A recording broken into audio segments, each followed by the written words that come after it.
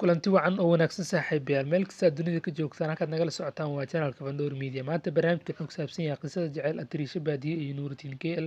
oo maanta meherkooda ka dhacay Malaysia intaan u gudagalin barnaamijkeena fadlan walaal macaan markii ku warsadita channelkeena soo booqato subscribe saar gambaleelka kala furo si ay kugu soo dhacaan waxyaalaha aan soo gelin maalin kasta dad horena la joogtaan muuqaalkan like saar siina share garay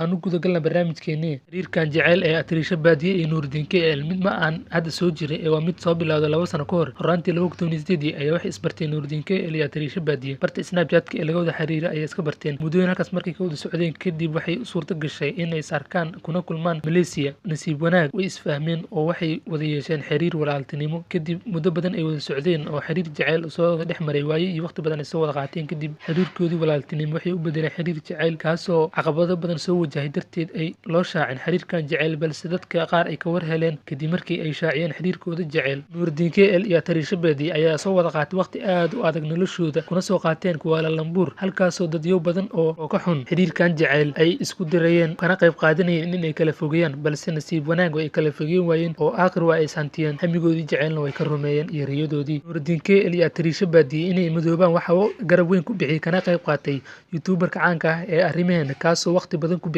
in ay heshiisiyo kadib markii iyaan hor oo muran soo kala dhex galay muddooyin dhowr biloodna ay sagaarsanaayeen balse nasiib wanaag waa uu xaliyay khilaafkaas soo kala dhex galay haddana waxay noqdeen lamaano cusub oo nolosha ku midoobay Nuruddin KL iyo Atariisha Baadiye waxaana la filayaa arooskooda inuu ka dhaco Kuala Lumpur Malaysia arrintan shaaciyay in ismeersadeen Nuruddin KL oo barta uu ku leeyahay YouTube-ka soo dhigay muuqaal dheer oo uga hadlayay xiriirka jacayl ee ka dhexeeya Atariisha Baadiye asagana sheegeen inuu ku faraxsan yahay maanta uu meherkooda ka dhacay Kuala Lumpur Malaysia halkaas waxa uu soo hambalyeynayay YouTuber badan oo caan ah sida Asad Xaaji oo arrimaheena Yaxya Hunter iyo YouTuber kale oo caan ah sidoo kale waxaa la filayaa in kasoo qayb qaataan hambalyadan YouTuberada Malaysia ku nool loona sameeyay xaflad xiriirkan jacayl ma ahan mid hadda soo bilowday balse waa mid xiriir soo jiray 2 sano ka hor oo waxa ka warhayay